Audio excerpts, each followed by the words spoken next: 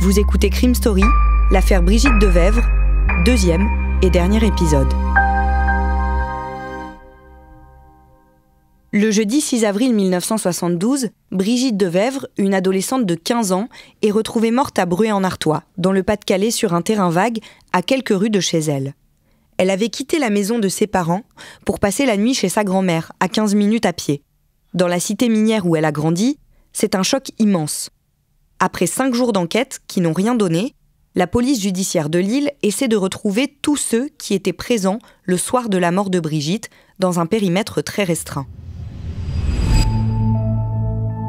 Une habitante du quartier, préparatrice en pharmacie, a raconté avoir croisé ce soir-là Brigitte, en pleine conversation avec un homme qu'elle a vu de dos et dont elle a donné aux enquêteurs la description physique. 1m75 environ, 25-30 ans et une carrure plutôt imposante. Un autre habitant du quartier aurait-il pu voir cet homme ? C'est ce qu'espèrent les enquêteurs. Mais c'est un tout autre détail qui va finalement leur permettre d'avancer.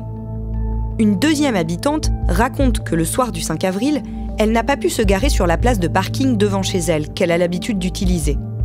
Car une autre voiture y était. Une voiture qu'elle n'avait jamais vue auparavant dans le quartier. Une Peugeot 504 blanche. Un peu plus tard dans la soirée, il lui semble même avoir vu depuis chez elle, à travers la fenêtre, que quelqu'un était assis dans la voiture. Elle n'a pas cherché à en savoir plus, mais elle est sûre de 2 choses. Cette voiture n'appartient pas à un de ses voisins et elle n'a aucun doute sur le modèle et la couleur du véhicule. Un troisième habitant, un certain monsieur Lemaître, a lui aussi repéré cette voiture ce soir-là. Elle était garée près de la sienne. Très soucieux de sa propre voiture et donc attentif à celle qui se gare juste à côté, il a même pris soin de relever la plaque. Pour les enquêteurs, c'est presque inespéré.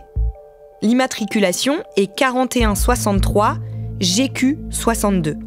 Et ce numéro devrait leur permettre de retrouver très vite son propriétaire, qui est aussi de facto leur suspect numéro 1. Damien Delseny, l'immatriculation permet en effet de retrouver très vite le propriétaire de ce véhicule. Oui, et la surprise est de taille lorsqu'on découvre son nom. Il s'agit du notaire de la commune, il s'appelle Pierre Leroy, et son étude n'est pas très loin du terrain vague où a été découvert Brigitte.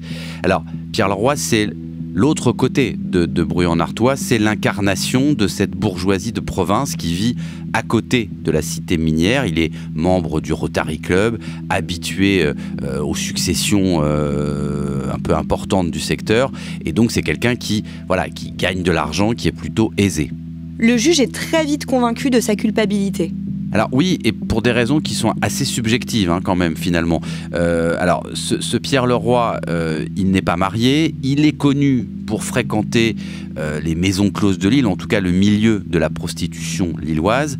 Et aux yeux du juge, ça suffit déjà presque, ce sont 2 éléments qui vont dans le sens de sa culpabilité. Et donc Pierre Leroy va être entendu, et lors de ses auditions, il va livrer plusieurs versions sur la manière dont il a appris le meurtre de Brigitte Devèvre.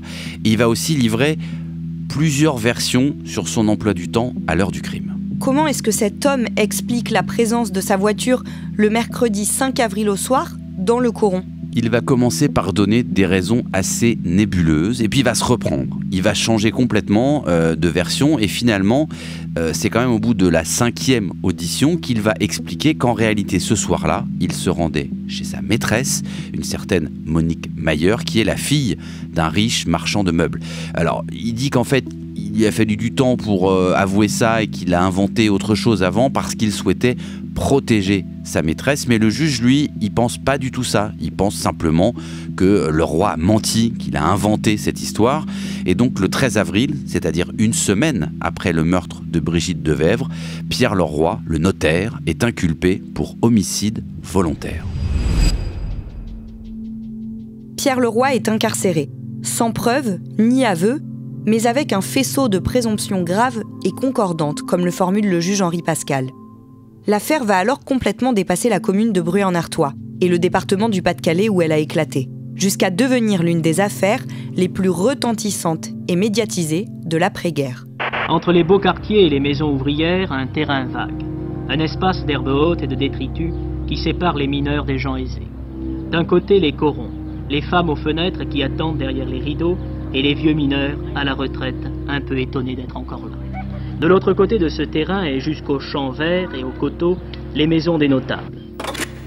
D'un côté, il y a les nantis, représentés par Monique Mayer, Pierre Leroy et son étude notariale. De l'autre, il y a les mineurs, la classe populaire, celle qui travaille dur, qui gagne peu et qui souffre, incarnée par la famille de Brigitte. Au-dessus de la mêlée, on trouve le petit juge, un magistrat opposé au secret de l'instruction et qui milite pour une justice à ciel ouvert, comme il l'écrira l'année suivante dans son livre « Une certaine idée de la justice ». Henri Pascal répond aux journalistes avec plaisir, verve et très régulièrement. Maître Leroy proclame son innocence. Est-ce que vous avez des preuves matérielles? Non, il n'y a pas de preuves matérielles caractérisées. Tout repose sur des raisonnements logiques, des déductions. On a dit que vous étiez persuadé, vous, de sa culpabilité. Moi, je ne suis jamais persuadé de la culpabilité de quelqu'un. Ces derniers débarquent en masse à Bruay-en-Artois. Ils campent dans les hôtels, s'installent dans les brasseries, traquent le moindre témoignage. Ils peuvent compter sur la participation d'un groupe discret, mais omniprésent dans la cité minière, les maoïstes de la gauche prolétarienne. Ce groupuscule, très actif au début des années 1970, cherche toutes les occasions de réveiller la révolution, tuée dans l'œuf après mai 68. Intellectuels et ouvriers se réunissent pour faire tomber l'ordre bourgeois. Avec ce fait divers sur fond de lutte des classes, ils ont trouvé un argument massue. Parmi ces agitateurs, on retrouve des ouvriers du secteur, mais aussi quelques figures venues spécialement de Paris. Notamment un certain Marc, qui dirige les opérations baptisées Mao. C'est en fait le pseudonyme de Serge July, futur fondateur du journal Libération. Leur objectif est d'attiser la révolte sociale contre ce crime odieux, qui est à leurs yeux le symbole de l'oppression capitaliste. Damien, à partir de ce moment-là, des tracts sont diffusés. Alors des tracts qui sont évidemment très sévères, très durs envers le notaire Pierre Leroy, qui serait, selon ces tracts, protégé par une justice de classe, ce qui n'est pas exact, puisque au moment où ces tracts sont édités et collés, Pierre Leroy, il a été inculpé, il est en prison, en détention provisoire, alors qu'il n'y a pas, pour l'instant, l'ombre d'une vraie preuve de son implication dans le meurtre de Brigitte. Alors en plus de ces opérations de tractage, il y a des actions coup de poing qui sont menées. On va notamment taguer la maison de Monique Mayer, la maîtresse supposée de Pierre Leroy, sur laquelle va être écrit « Arrêtez la complice » et le terme « bourgeois cochon ». Et sur l'étude notariale de Pierre Leroy va être écrit « requin assassin ». Le 27 juin, c'est-à-dire quand même très rapidement après le meurtre, quelques semaines seulement après, il y a une reconstitution qui va être organisée par le juge d'instruction sur les lieux du crime, dans le terrain vague. Et là, le notaire est conduit au milieu d'une foule hostile qui le conspue. Il est protégé par des policiers. C'est une des premières fois depuis la fin de la guerre qu'un fait divers est récupéré à ce point par la classe politique. Alors, on l'a vu beaucoup plus récemment dans notre histoire contemporaine que le fait divers peut être récupéré par des partis politiques, par des mouvements politiques. On l'a vu il n'y a pas très longtemps avec le drame de Crépol, on l'a revu aussi avec le meurtre de Lola à Paris, ou celui encore plus récent de Philippine dans le bois de Boulogne, des affaires qui sont des affaires criminelles, mais qui sont récupérées par une partie de la classe politique, qu'elle soit d'extrême droite, d'extrême gauche, mais en fait de tous les partis finalement, qui prennent prétexte d'un fait divers pour en faire une sorte de cause. Ici, nous sommes un demi-siècle avant les affaires que je viens d'évoquer, mais c'est exactement la même chose. Des personnes vont prendre ce fait divers et vont tenter d'en faire un fait de société, un fait politique qui va illustrer la cause qu'ils défendent. La cause qu'ils défendent, c'est celle du peuple.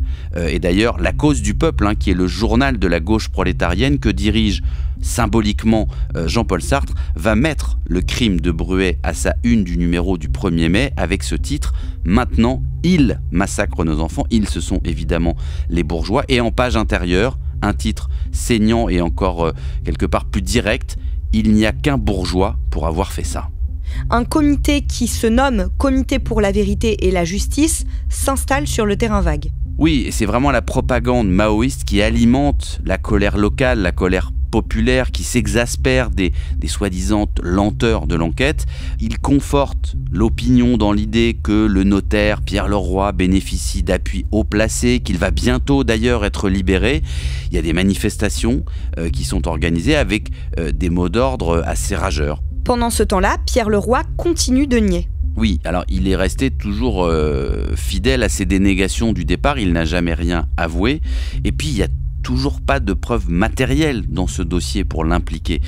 Et le 30 juin, donc quasiment 3 mois après le meurtre de Brigitte, les avocats de Pierre Leroy vont déposer ce qui s'appelle une requête en suspicion légitime. Alors c'est quoi une requête en suspicion légitime? C'est quand on estime qu'un magistrat saisi d'un dossier, en l'occurrence là le juge d'instruction, ne mène pas l'enquête en toute objectivité. Alors il faut bien sûr s'appuyer sur des éléments factuels pour en arriver là.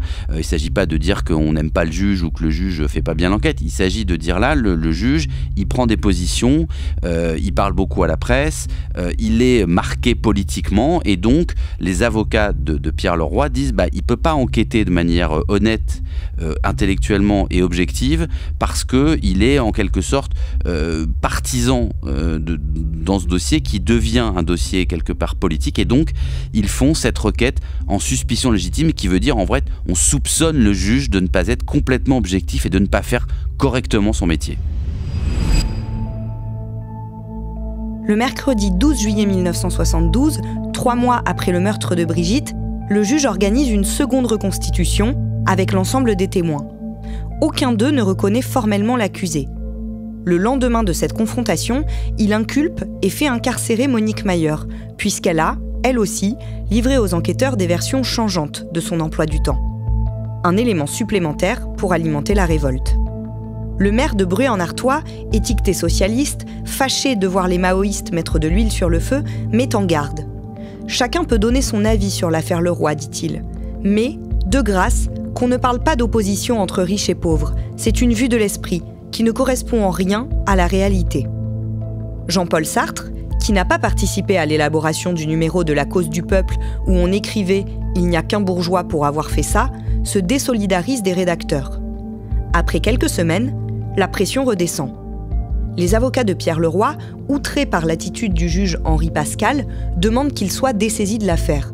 Le mardi 18 juillet, la cour d'appel d'Amiens désavoue le juge et fait libérer Pierre Leroy, 3 mois et demi après le meurtre de Brigitte.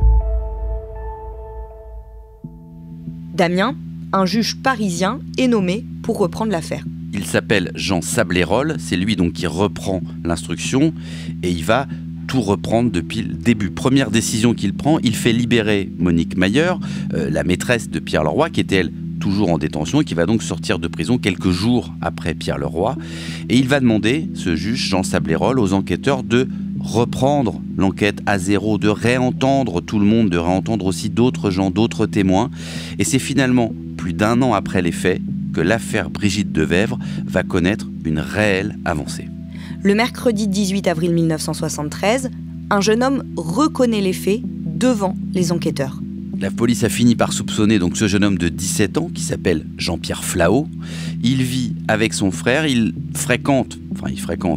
est placé régulièrement dans une maison de redressement, comme on dit à l'époque, et on sait qu'il était un peu amoureux de Brigitte Devèvre, dont il a été un ancien camarade de classe. Et il va raconter aux policiers, quand il est entendu, que le soir du 5 avril, il lui a donné rendez-vous rue de Ranchycourt, la fameuse rue d'ailleurs où plusieurs témoins avaient observé quelque chose d'un peu particulier ce soir-là. Et il explique que, sans faire exprès, il a fait tomber Brigitte, que ça l'a blessée à la tête, qu'ensuite elle s'est relevée, qu'elle était énervée et que, quelque sorte, le ton est monté encore plus et la violence aussi.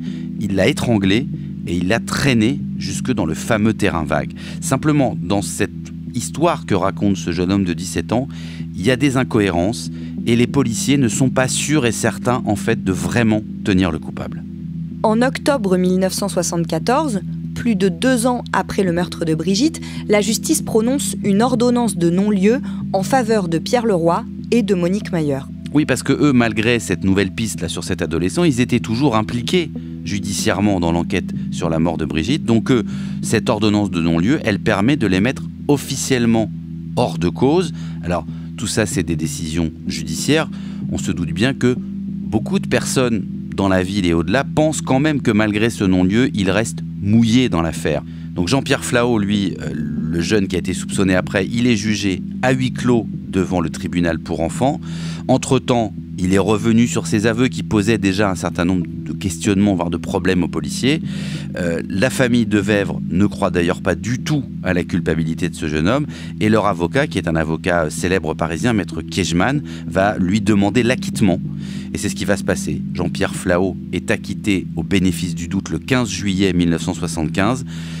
Verdict qui sera confirmé en appel le 25 juillet 1976. En 1980, quasiment 10 ans après le meurtre de Brigitte Devèvre, l'affaire est classée sans que personne n'ait été condamné. Mais en 2017, nouveau rebondissement. Vous vous rendez compte, en 2017, on est 45 ans après les faits. Et effectivement, un ancien policier, qui s'appelle Daniel Bourdon, pense lui avoir élucidé le crime. Il a mené une enquête parallèle, une enquête privée pendant 4 ou 5 ans. Et donc, près d'un demi-siècle après le meurtre de Brigitte Devèvre, il dit, lui, qu'il a réussi à identifier le meurtrier. Il dit même, il va plus loin, il dit que la femme de cet homme, qui est désormais octogénaire, lui a dit que son mari lui avait confessé son crime et qu'ils avaient d'ailleurs quitté la région de Bruay-en-Artois juste après le meurtre de Brigitte. Le meurtre de Brigitte n'a jamais été élucidé. En 1987, Bruay-en-Artois a changé de nom, en même temps que la commune a fusionné avec le village voisin, La Buissière. Elle s'appelle désormais Bruay-la-Buissière. Le crime a été prescrit en 2005. Même si un suspect était identifié aujourd'hui, il ne pourrait pas être inquiété. Léon Devèvre est mort le 29 novembre 2003 à l'âge de 82 ans, 10 ans avant sa femme. À propos de Brigitte, il disait qu'on faisait trop de romans autour de ce drame. On en arrive à oublier ma petite fille, assassinée alors qu'elle n'avait pas 16 ans.